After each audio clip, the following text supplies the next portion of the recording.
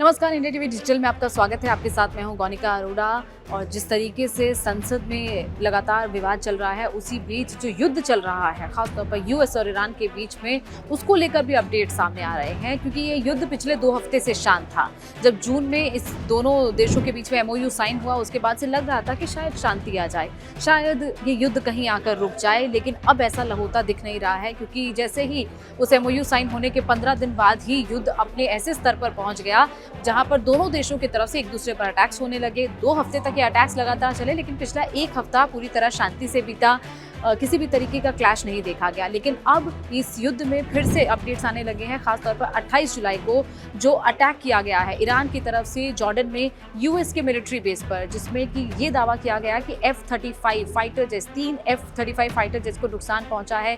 वहां पर की जो हैवी बैलिस्टिक मिसाइल्स 5 दागी गई हैं। उसके बाद से लग नहीं रहा कि अब माहौल शांत होगा, क्योंकि अब यूएस की तरफ से भी लगातार अटैक्स किए जा रहे हैं ईरान पर। खासतौर पर IRGC के अलग अलग सेंटर्स पर अटैक किए जा रहे हैं। फिर चाहे वो IRGC का कंट्रोल एंड कमांड सेंटर हो, या फिर उनका मिसाइल ड्रोन फैसिलिटी हो, या फिर उनका जो सी एरिया है, कोस्टल मॉनिटरिंग सेंटर्स हैं, वहां पर इस तरीके से अटैक किए जा रहे हैं। जो उनका पॉलिटिकल इंफ्रास्ट्रक्चर है, उसको नुकसान पहुंचाया जा रहा है। तो अब ये युद्ध पिछले 3 दिन से और ज़्यादा बढ़ता जा रहा है। और इस युद्ध में अब जिस तरीके के अपडेट सामने आ रहे हैं, अब ऐसा लग रहा है कि युद्ध कहीं पूरे पश्चिम एशिया में ना फैल जाए, क्योंकि अब पश्चिम एशिया के भी कई देश इसमें शामिल होने लग पड़े हैं, जिसको लेकर मैं आपको आगे अपडेट दूंगी। और यही वजह है कि हम सवाल पूछ रहे हैं। लगातार ये सवाल ही पूछा जा रहा है कि ये युद्ध कहाँ जाकर रुकेगा। क्या ये युद्ध शांत भी होगा, या इसी तरीके से जैसे कि हम देखते हैं कि पिछले कुछ युद्ध चल रहे हैं रशिया और यूक्रेन के बीच में, क्या उसी तरीके से ये युद्ध आगे चलता रहेगा। क्योंकि जो दावा किया गया है कि जिस तरीके से अटैक हुए हैं, जॉर्डन के एयर डिफेंस सिस्टम ने 5 ईरान की जो मिसाइल्स हैं उनको इंटरसेप्ट कर दिया है, उनको तबाह कर दिया है। हालांकि नुकसान हुआ है यूएस मिलिट्री बेस पे, जो रिपोर्ट सामने आ रही हैं। और इसके साथ साथ जो ईरान की जो मिसाइल है, वो कुवैत में एक चाइनीज़ फर्म को हिट करी है, जिसमें एक वहाँ का एक वर्कर मारा गया है, वहाँ पर काम करने वाला। ऐसे में सवाल ये उठता है कि जो चाइना लगातार इनडायरेक्ट वे में बैक कर रहा है ईरान को, आखिर उसकी ही फर्म पर क्या गलती से ये निशाना लग गया, क्या जानबूझकर इस तरीके से उस पर अटैक किया गया, ये भी कई बड़े सवाल उठ रहे हैं। अब बात होती है कि जिस तरीके से यूएस का जो रुख है, डोनाल्ड ट्रंप का जो रुख है, वो इस पर पूरी तरह आक्रामक है। वो सीधे सीधे कह रहे हैं कि बातचीत तो होगी। एक तरफ वो डिप्लोमेसी की बात कर रहे हैं और दूसरी तरफ अटैक भी कर रहे हैं, दूसरी तरफ अटैकिंग मोड में भी है। एक तरफ वो कह रहे हैं कि बातचीत के रास्ते अभी भी खुले हैं, बातचीत के लिए टेबल पर आने को तैयार हैं, लेकिन ईरान को किसी भी तरीके से न्यूक्लियर पावर बनने नहीं देंगे। ये डोनाल्ड ट्रंप और नेतन्याहू दोनों का स्टैंड है, क्योंकि दोनों की एक मुलाकात हुई है। ये मुलाकात ऐसे में जो 28 फरवरी से ये जो युद्ध चलता आ रहा है, जिसमें इजराइल और माफ कीजिएगा ईरान की नहीं, इजराइल की जो मुलाकात, इजराइल के पीएम नेतन्याहू की मुलाकात और यूएस के प्रेसिडेंट डोनाल्ड ट्रंप की जो मुलाकात हुई है, ये बहुत क्रूशियल मानी जा रही है। क्योंकि फरवरी के बाद ये दोनों पहली बार मिले। इससे पहले भी दोनों की मुलाकात होनी थी, वो मुलाकात टल गई थी, व्हाइट हाउस नहीं आ पाए नेतन्याहू। लेकिन अब जो मुलाकात हुई है बहुत क्रूशियल है। 1.5 घंटे तक व्हाइट हाउस के अंदर दोनों के बीच में मुलाकात हुई। इस मुलाकात पे कई गहन चर्चा हुई दोनों के बीच में, जिसके बाद ये स्टैंड तो क्लियर किया गया कि किसी भी तरीके से ईरान को न्यूक्लियर पावर नहीं बनने देंगे और युद्ध में दोनों एक दूसरे के साथ खड़े हैं। क्योंकि इससे पहले कहा जा रहा था कि यूएस ने इजराइल को पीछे छोड़ दिया है, यूएस ने इजराइल को बिना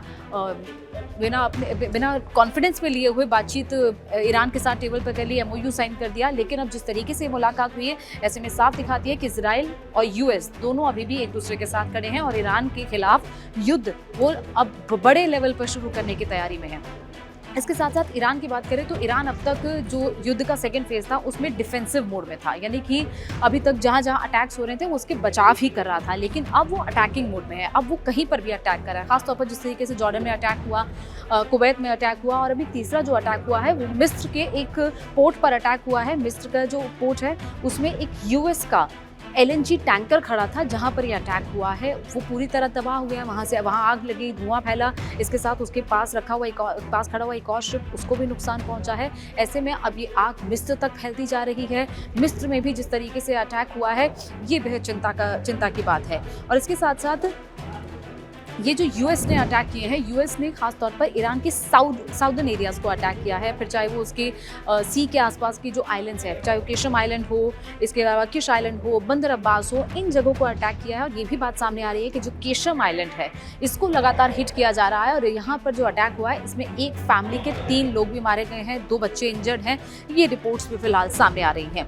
इसके अलावा जिस मुलाकात की हमने बात की जो डोनाल्ड ट्रंप और नेतन्याहू के बीच में हुई, एक और मुलाकात हुई है जो सऊदी अरब के डिफेंस मिनिस्टर की मुलाकात हुई है डोनाल्ड ट्रंप के साथ और उपराष्ट्रपति JD वेंस के साथ। ये मुलाकात भी कल हुई है। इस मुलाकात में भी दोनों के बीच में काफ़ी बातें हुई, क्योंकि बार बार ये कहा जा रहा है ईरान की तरफ से सऊदी अरब के भी कई एरियाज़ को टारगेट किया गया है पिछले युद्ध के पिछले फेज़ में। और ईरान जिस तरीके से अटैक कर रहा है वो हमेशा ये कहता है कि वो US मिलिट्री बेसिस को अटैक कर रहा है, लेकिन अब सऊदी अरब भी सीधे सीधे लड़ाई में कूदता हुआ नजर आ रहा है, क्योंकि जैसी ये मुलाकात हुई है और जो अटैक किया गया है, सऊदी अरब ने US के साथ मिलकर एक जॉइंट अटैक किया है जो कि ईरान पे नहीं लेकिन इराक पे किया है। इराक में जो प्रो ईरान PMF है जो सपोर्ट करता है ग्रुप ईरान को, उसके 20 फाइटर्स को मार दिया है। ये जिस तरीके का अटैक हुआ है, एक टारगेटेड अटैक हुआ है, टारगेटेड एयर स्ट्राइक हुई है जिसमें 20 फाइटर्स मारे गए हैं, 32 फाइटर्स इंजर्ड हैं। यानी कि ये जो अटैक है इसमें अब सीधे सीधे सऊदी अरब इन्वॉल्व है। क्या सऊदी अरब सीधे सीधे ईरान पर भी अटैक करेगा? क्या सऊदी अरब सीधे सीधे इस युद्ध में भी कूद जाएगा? क्योंकि इससे पहले भी सऊदी अरब की भूमिका पे संदेह रहा है, वो कभी भी युद्ध में डायरेक्ट तरीके से नहीं कूदा, लेकिन अब जिस तरीके से ये इस युद्ध में कूद रहा है, अब देखना होगा कि आगे चलकर क्या सऊदी अरब भी सीधे सीधे ईरान पर अटैक करता है या नहीं करता है। लेकिन इसी बीच अब होर्मुज को लेकर लड़ाई फिर से तेज हो गई है। होर्मुज को लेकर ईरान लगातार ये कह रहा है कि वो हमारा लैंड है, उस पर उसका कब्जा है, और अब फिर से इसी बात को IRGC ने दोहराया है कि होर्मुज हमारा लैंड है, इट्स आवर लैंड। लेकिन होर्मुज को लेकर लगातार ये कहा जा रहा है कि इंटरनेशनल वाटर है, ये कभी भी ऐसा वाटर नहीं रहा है जिस पर किसी एक देश का कब्जा हो। इसमें हर कंट्री के शिप गुजर सकते हैं, लेकिन बार बार ईरान उस पर टैक्स लगाने की बात करता है, टैक्स वसूलने की बात करता है। लेकिन अब टैक्स एक और जगह पर लगाने की बात की जा रही है, जो है बाब-अल मंदेब, रेड सी में, यानी कि उस रेड सी में जहाँ पर हूती विद्रोही जिसके करीब हैं। और हूती विद्रोहियों को ये सजेशन दिया जा रहा है कि अगर इस तरीके के अटैक्स तेज होते हैं, खासतौर पर उसके इलेक्ट्रिकल पावर प्लांट पर, न्यूक्लियर पावर प्लांट पर, जहाँ पर न्यूक्लियर जो सामान है वो रखा हुआ है, अगर उस पर अटैक होते हैं तो जाहिर तौर पर यूरेनियम जहाँ पर स्टोर किया हुआ है, तो हूती विद्रोहियों को ये संकेत दे दिया गया है कि वो रेड सी में बाब-अल मंदेब को भी बंद कर दें। और यही वजह है कि वहाँ पर भी टैक्स वसूला जा सकता है। हो सकता है कि आने वाले वक्त में जिस तरीके की स्थिति होर्मुज की है, वैसी स्थिति आने वाले वक्त में रेड सी में बाब-अल मंदेब की भी देखी जाए। और अगर ऐसा होता है तो ये पूरी दुनिया के लिए, पूरे विश्व के लिए एक संकट खड़ा हो जाएगा। हालांकि वहाँ से चाइनीज जो शिप्स गुजरते हैं उनको किसी तरीके से छूट देने की बात ये भी कही गई है। इसके अलावा अगर बात करें चाइना किस तरीके से सपोर्ट कर रहा है, तो चाइना की तरफ से लगभग 60 से 70 मिलियन डॉलर का 400 शोल्डर लॉन्च्ड मिसाइल वो ईरान को प्रोवाइड अगले कुछ हफ्ते में की जाएगी। और अगर ऐसा होता है तो ईरान की जो मिसाइल पावर है वो और ज़्यादा बढ़ जाएगी। अगर ये जो पूरा चाइना की तरफ से ये 400 मिसाइल्स उसको दे दी जाती हैं। इसके अलावा मीडिएशन की बात भी लगातार चल तो रही है कि मीडिएशन दोनों देशों के बीच में हो सकता है, शायद टेबल पर दोनों देश फिर से आ जाएं। हालांकि जैसी स्थिति है वैसा होते हुए दिख नहीं रहा है, लेकिन पिछली बार भी जब दोनों देश टेबल पर आए थे, बातचीत हुई थी, तब भी हालात कुछ ऐसे ही थे। लेकिन अभी पाकिस्तान फिर से दावा कर रहा है कि वो दोनों देशों को टेबल पर लाएगा, शांति की वार्ता कराएगा, लेकिन पाकिस्तान